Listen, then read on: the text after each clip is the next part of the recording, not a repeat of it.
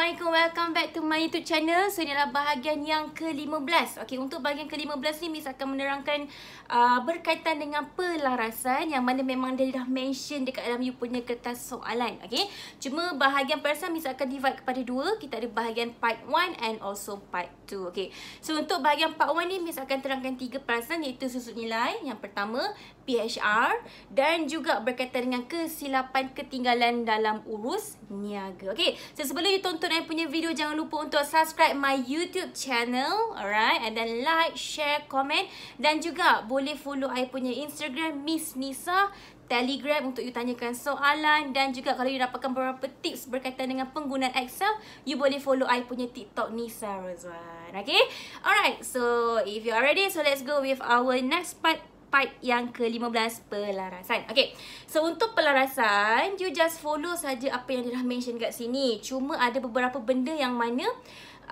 kita boleh tetapkan dia berbeza-beza bagi setiap student. Okay, so contoh dekat sini, I dah siap buat dekat sini. Okay, yang pertama. Okay, yang pertama adalah berkaitan dengan susut nilai. So tengok kat sini, kita punya susut nilai hanyalah untuk accept bukan semasa saja. So bila berkaitan dengan accept bukan semasa, I rasa you all pun tahu kita cuma ada satu saja accept bukan semasa, iaitu lengkapan, yang mana kita ada beli secara kredit pada satu hari bulan, yang kita beli meja, kerusi, okay, tempat peralatan dan sebagainya lah. Okay, alright, so untuk nak tentukan you punya susut nilai, okay, you boleh tentukan berapa peratus. Contohnya lengkapan you sunilaikan, ni semua ikut you punya percentage masing-masing. Sebab ada orang letak 2. Kalau untuk lengkapan selalunya ada yang letak 5% ke 10%. So terpulanglah kepada you. Okay, so setiap orang berbeza-beza. Okay, and untuk pengiraan dia adalah, kalau you ingat balik yang mana kita punya pembelian pada satu hari bulan, okay, you boleh tengok balik kat lampiran BU. Okay, this one, nampak? Meja, dapur, tong gas and kerusi. Kita tak akan kira untuk semua Kita akan kira semua ni kecuali tong gas. Macam mana Miss tahu? Soalan ni selalu I dapat daripada student. Miss, macam mana Miss tahu, contoh pasal yang tak bekerja. Miss, macam mana Miss tahu 17 hari bulan tu tak bekerja? So I tunjuk kat sini. Macam mana Miss tahu yang tong gas ni tak perlu dikira susut nilai? Dia dah mention kat sini. Kecuali tong gas. Okay, so I akan ambil semua amount ni. Macam ni kan, I ambil semua amount, total I 960. So tong gas I 240. So I akan tolakkan lah. So 960 I tolak dengan 240. So 720. So 720 tu lah yang mana I akan kira untuk I punya susut nilai. Okay, so pengiraan I adalah sebanyak 720 RM720 darabkan dengan 10%. Okay, and one more thing, I rasa you all dah patut tahu sebab you are form 5, and you pun dah patut tahu dah yang mana kalau untuk kadar susut nilai, dia adalah pengiraan untuk for 1 year. You kena ingat, account yang you sedang buat ni bukannya untuk setahun. You buat untuk 1 bulan sahaja. So disebabkan you hanya nak 1 bulan, so I akan darabkan dengan 1/12. Sebab kadar susut nilai ni adalah untuk setahun punya rate. Faham? So make sure you kena kali dengan 1/12 sebab kita buat hanya untuk bulan Mac sahaja. Okay, so 720 darab dengan 10% is 72. 72 darab dengan 1/12. Oh, nasib baik dapat ngam-ngam. So I dapat garis sebanyak RM6. Okay, so you dapat RM RM6. So I put here as RM6. Okay, so RM6 ni lah yang mana kita nak kena masukkan, yang kita akan adjustkan dalam kita punya account. Okay, lepas tu, so inilah jawapan dia. Okay, I terus buat sebab pelarasan, lepas tu dia terus buat kat dalam journal arm. So apakah kita punya catatan journal? Okay, you kena ingat, bila ada susut nilai adalah satu perbelanjaan kepada kita. Yelah, kita beli amount macam ni, makin lama makin susut. So it's not good for our company. So bila tak bagus pada company, dia merugikan kita. So itu namanya belanja. Okay, so makanya bila belanja dia akan berada pada belah debit. Maka I akan debitkan susut nilai lengkapan. Okay, so the amount is RM6. So everyone kalau tanya, Miss kenapa debit? Sebab susut nilai lengkapan ni adalah kita punya belanja. This is the reason why. Okay, and then yang seterusnya adalah kita akan kreditkan susut nilai lengkapan. Susut nilai terkumpul lengkapan. Okay, and then you pun tanya Miss, kenapa susut nilai terkumpul ni Miss masuk dekat dalam belah kredit? Sebab susut nilai terkumpul ni adalah sebahagian daripada kita punya kontra kepada ABS. You kena ingat tau, Contra means that mengurangkan sesuatu account induk. So ABS actually is our debit side. So bila mengurangkan, dia akan jadi terbalik. So dia tak jadi debit, dia jadi apa? Dia jadi kredit. Sebab tu lah kenapa kita kreditkan susut nilai terkumpul lengkapan. And the amount also is a RM6. So lepas tu you pun masuk dalam journal. Journal buatlah elok-elok, janganlah buat macam ni. Ni I nak tunjuk saja. Okay, so bila buat journal, dia akan jadi macam ni. Belanja susut nilai lengkapan, susut nilai terkumpul lengkapan. Nampak? I letak ke sana sikit, iaitu kredit. So I akan masukkan lah. So RM6 here, and also RM6 here. Settle. So I tengah rekodkan berkaitan dengan susut nilai lengkapan. Okay, settle. Itu adalah untuk pelarasan yang pertama. Okay, boleh? Okay, ingat debit susut nilai, kredit susut nilai terkumpul. Alright, okay, settle. Seterusnya, apa yang kita akan buat? Kita akan masuk pula perasaan kedua, iaitu berkaitan dengan peruntukan hutang ragu. Okay. Peruntukan hutang ragu dia adalah berkaitan dengan kita punya ABT. Kenapa ada peruntukan hutang ragu? Sebab kita, daripada total ABT yang kita ada, kita akan letakkan satu percentage yang mana tak semua orang kita akan ada rasa ragu-ragu. Tak semua orang akan bayar hutang kita. So daripada kita takut nanti kan ramai yang tak bayar, so kita letak satu percentage, kita reservekan amount tersebut. Itulah kita panggil sebagai peruntukan hutang ragu. Okay, and percentage dia pun sama, kita boleh tentukan. You boleh letak 2% ke 3%, 4, 5. Jangan terlalu besar. Okay, alright, so contohlah macam I nak letak kat sini sebanyak 2%. Contoh, okay. So, dikenakan di atas baki ABT. Okay, macam mana dapatkan baki ABT? You dah buat ledger betul? Make sure you settlekan ledger dulu. Total daripada ledger untuk ABT tu, you akan ambilkan dia untuk dimasukkan ke dalam you punya pelarasan bagi peruntukan hutang ragu. Contoh macam ambil ke sini kan? Ni ABT I yang berkaitan dengan koperasi.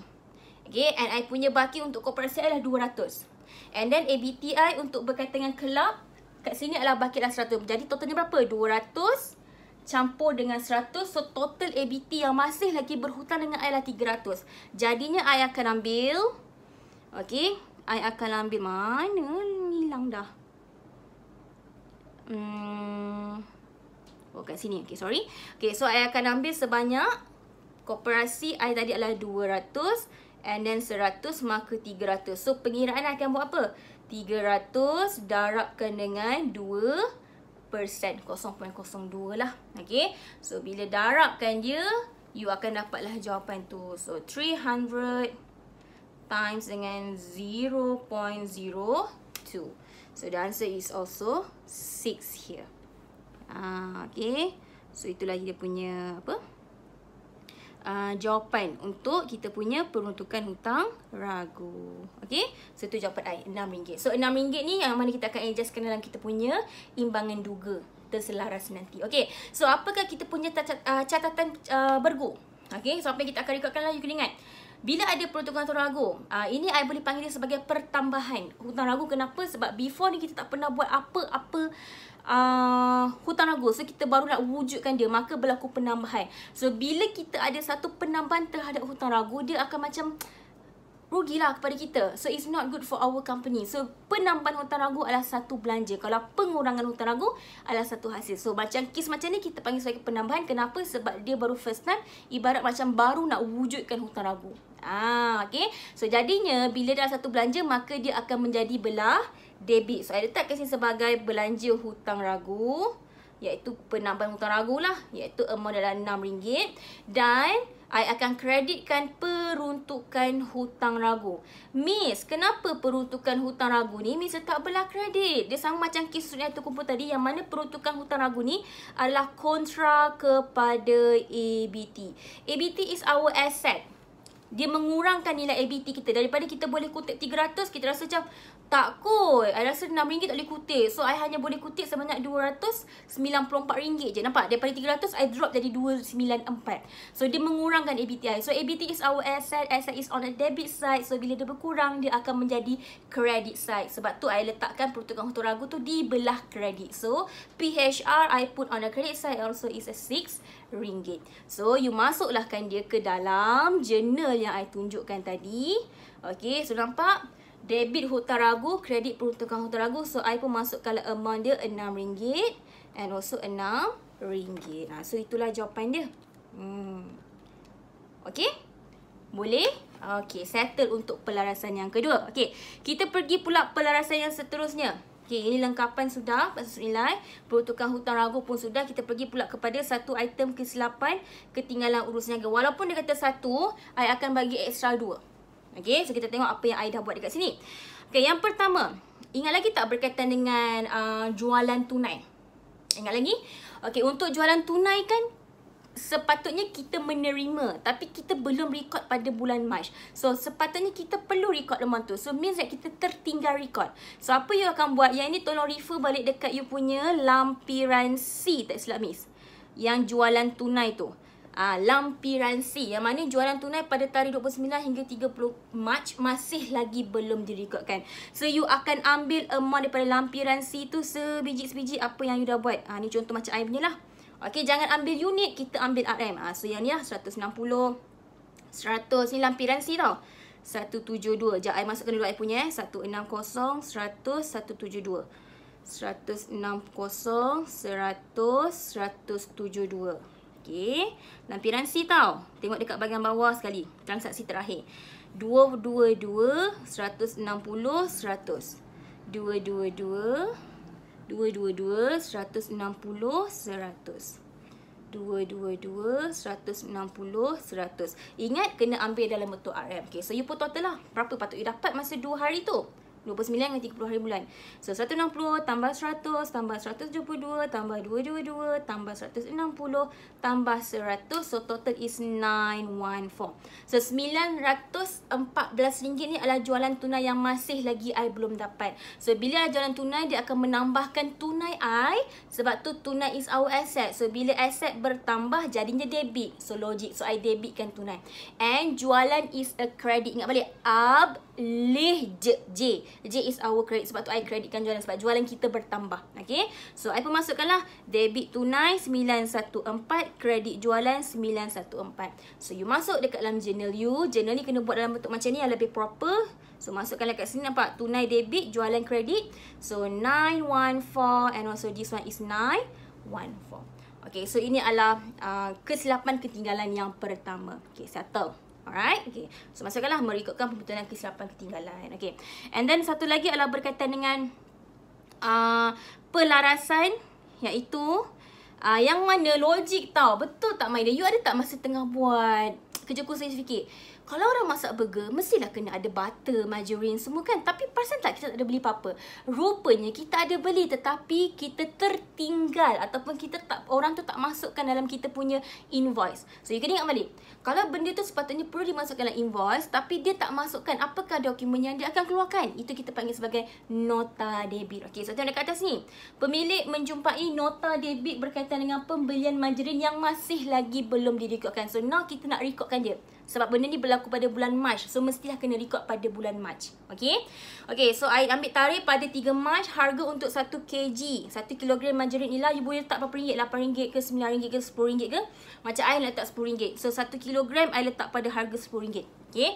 Dan pemilik telah membeli sebanyak 50 kilogram daripada pembekal mana? Pembekal yang pertama tu. Macam I yang salai bakar. So daripada pembekal salai bakar. Itu I punya. You kena buat sedikit senarai macam ni supaya pemeriksa nampak macam oh you ada transaksi yang lebih detail untuk you jelaskan dia. Okay. So macam mana penggiraan dia? I beli 50 gram.